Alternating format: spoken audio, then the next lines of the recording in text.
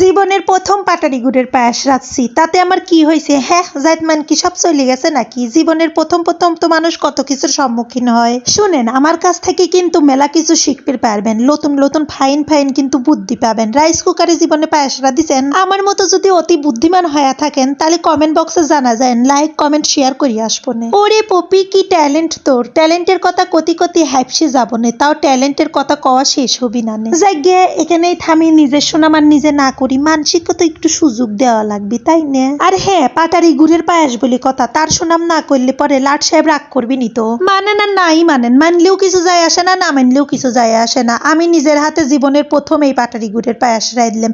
এর আগে খাইছি আমার মায়ের হাতে, আরো মেলা মানসির হাতে, কিন্তু আমি নিজেই জীবনের প্রথম। কথা শুনে বুঝতেছেন না প্রথম রাত্রির জন্য কত এক্সাইটেড হয়ে গেছি। কি যিনি মনে হইলো ঘরে তো পাটারি গুড় রয়েছে, পাটারি গুড় দিয়ে কি বানানি যায়? এখন তো পাটারি গুড়েরই সময়, তো হঠাৎ করে মনে হইলো যে পাটারি গুড়ের পায়েস তো রাধা হয়নি কোনোদিন। কয়াও ফেলা দিছি, রাইদেও ফেলা দিছি, কি যে টেস্ট, সেই স্বাদ।